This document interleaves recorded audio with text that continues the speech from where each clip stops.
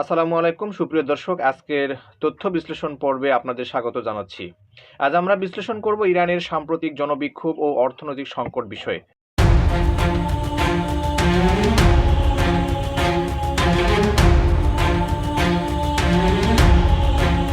মাত্র কয়েক সপ্তাহের মধ্যে ইরানের রাজধানী তেহরান থেকে শুরু হওয়া আন্দোলন এখন দেশ জুড়ে ছড়িয়ে পড়েছে।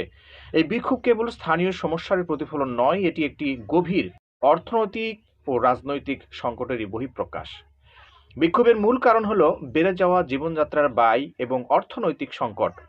আন্তর্জাতিক ও স্থানীয় সংবাদ মাধ্যমগুলো জানাচ্ছে, রাজধানী তেহরান থেকে শুরু হওয়া এই আন্দোলন এখন লরেস্তান, চাহার মহল ও বখতিয়ারি প্রদেশ পর্যন্ত ছড়িয়ে পড়েছে। লরেস্তান প্রদেশের আজনার শহরে সম্প্রতি সংঘটিত রক্তক্ষয়ী সংঘর্ষে অন্তত ৩ জন নিহত হয়েছেন এবং ১৭ জন গুরুতর আহত হয়েছেন। সামাজিক যোগাযোগ মাধ্যমে ছড়িয়ে পড়া ভিডিওগুলোতে দেখা যাচ্ছে বিক্ষোভকারীরা রাস্তার বিভিন্ন স্থানে আগুন ধরাচ্ছে এবং নির্লজ্জ নির্লজ্জ নির্লজ্জ এই বলে স্লোগান দিচ্ছে।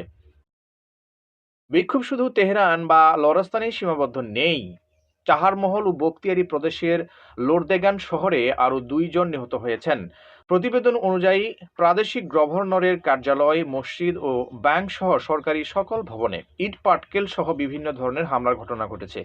নিরাপত্তা বাহিনী পরিস্থিতি নিয়ন্ত্রণে আনতে টিয়ার গ্যাস সহ শক্ত অবস্থান নিয়েছে, কিন্তু হতাহতের খবর শুধুমাত্র বিক্ষোভকারীদের মধ্যেই নয়।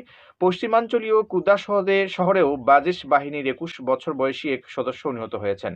অর্থাৎ এই আন্দোলন এখন সংঘর্ষমুখী হয়েছে এবং উভয় পক্ষের মধ্যে ব্যাপক প্রাণহানির ঘটনা ঘটছে।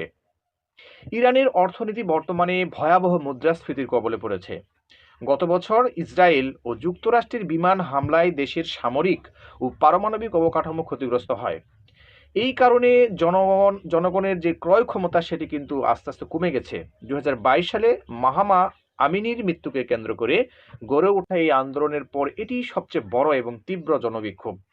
বিশেষজ্ঞরা বলছেন, এটি শুধু অর্থনৈতিক অসন্তোষ নয়, বরং রাজনৈতিক সামাজিক অসন্তোষের একটি গভীর প্রতিফলন।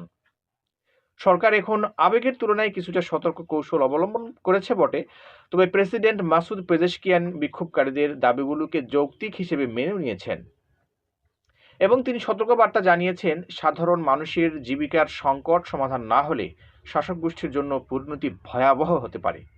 অন্যদিকে ৭ জনকে গ্রেপ্তার করা হয়েছে, যাদের বিরুদ্ধে বিদেশি শক্তির সহায়তার অভিযোগ আনা হয়েছে।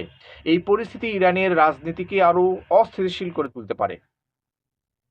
সংক্ষেপে বলা যায়, ইরানের এই যে বিক্ষোভ কেবল অর্থনৈতিক নয়, এটি রাজনৈতিক ও সামাজিক পরিবর্তনের জন্য একটি সংকেত। অর্থনৈতিক দুর্বলতা, জনগণের ক্ষোভ এবং রাজনৈতিক স্থিতিশীলতার চ্যালেঞ্জ একত্রে দেশটিকে গুরুত্বপূর্ণ মোড়ের সামনে নিয়ে এসেছে।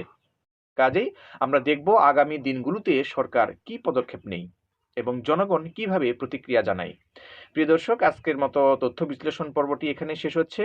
এটি আমাদের নিয়মিত পর্ব।